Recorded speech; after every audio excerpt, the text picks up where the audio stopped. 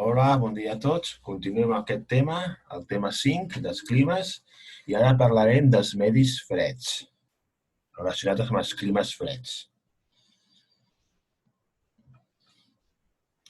Aquí teniu el mapa del món on situaríem els climes freds.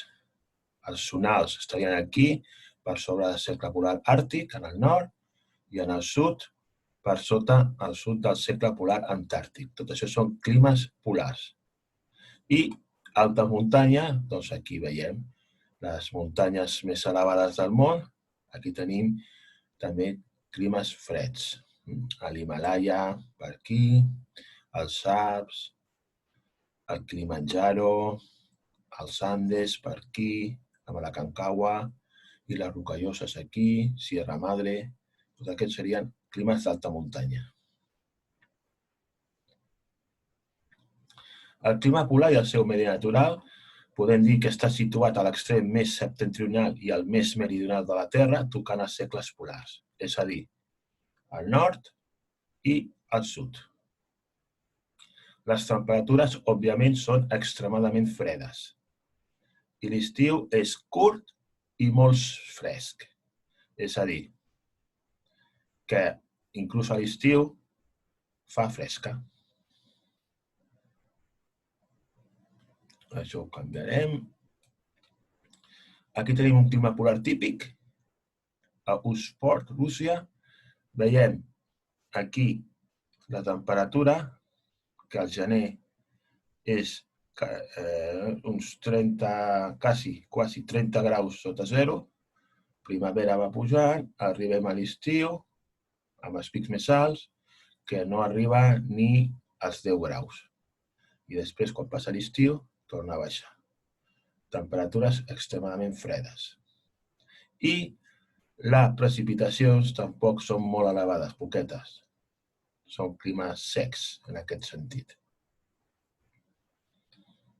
Això ho posem aquí. Precipitació anual, només 194 mil·límetres. I la temperatura mitjana anual, 11 graus negatius. El fred persistent evita que la neu es fongui, és a dir, que hi tenim neus perpètues, gel. El canvi estacional més important és l'alternança de la llum a l'estiu, el sol de mitjanit, que ja ho vaig explicar moltes vegades a classe, que vol dir el que significa el sol de mitjanit, i la foscor a l'hivern, amb una considerable oscil·lació tèrmica. Sobretot al pol nord, pol sud, tenim 6 mesos d'estiu i 6 mesos d'hivern. No hi ha transició, només 2 estacions. Les precipitacions en aquest tipus de clima, gairebé sempre en forma de neu, perquè la temperatura és sota zero, no superen els 250 mil·límetres anuals, és a dir, que hi ha sequera. Evidentment, amb aquestes temperatures, la vegetació és gairebé inexistent. I la vegetació típica és la tundra, que està formada per líquens i petits arbustos, que aquests sí que són resistents a les baixes temperatures. És l'únic que creix en aquest tipus de clima. Continuem. Torno a canviar això. Hem parlat del clima polar, que és característic dels medis freds, i ara parlarem de l'altre clima, que és d'alta muntanya. Aquest clima és azonal, és a dir, està determinat per l'altitud, no per la latitud. Altitud. Es dona a les zones temperades a partir dels 3.000-4.000 metres d'altitud. I les temperatures són molt baixes durant tot l'any. Ja sabeu que a mesura que anem pujant a la muntanya va baixant la temperatura. A no ser que en un determinat moment, no clima, sinó temps concret, hi hagi una inversió tèrmica, que això es pot donar. Però, de forma habitual, pugem d'altitud, baixa la temperatura.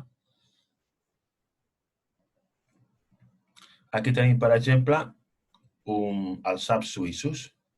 Tenim hivern freds, molt freds, 5 graus sota zero, i a mesura que arriba la primavera va pujar la temperatura, a l'estiu temperatures que no arriben als 15 graus de mitjana, Una vegada que arriba la tardor torna a baixar fins a l'hivern.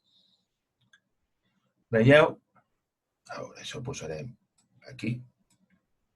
Precipitacions 1.212 mil·límetres. Són precipitacions abundants. I la temperatura mitjana anual és baixa, 3 graus. La quantitat de precipitacions és elevada, sovint en forma de neu per les baixes temperatures, i augmenta amb l'altura. Això són fenòmens físics. Quan el front amb vapor d'aigua arriba a la muntanya, va pujant.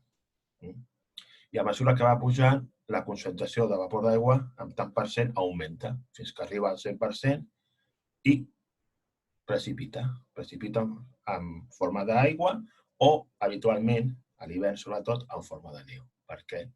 Perquè ja està més del 100% de percentatge de vapor d'aigua.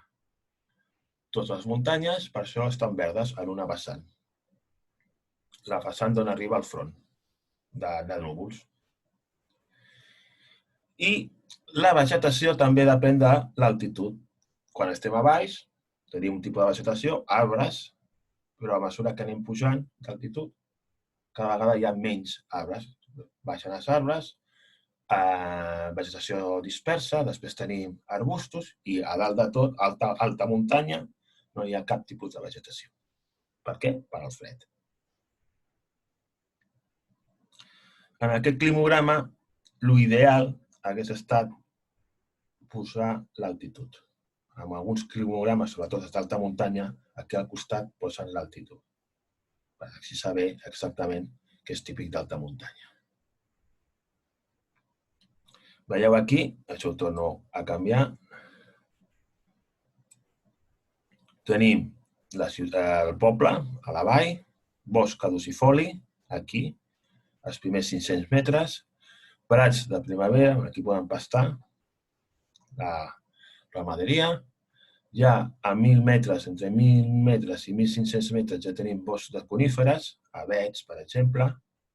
Després tenim ja els prats alpins, quasi a 2.000 metres, tanteres, i aquí ja, a partir de 2.500 i 3.000 metres, ja són neus perpètuos i aquí ja no creix res, ja no hi ha vegetació. És un típic paisatge d'alta muntanya. I bé, fins aquí aquest medi, clima i medi fred. Hem de recordar el clima polar, hemisferi nord i hemisferi sud, sobre el cercle polar àrtic i cercle polar antàrtic, i després és d'alta muntanya, que són els zonals, també les zones temperades. No té més misteri. Molt bé, ens veiem en el proper vídeo, que serà l'últim d'aquest tema 5 dels climes. Fins aviat.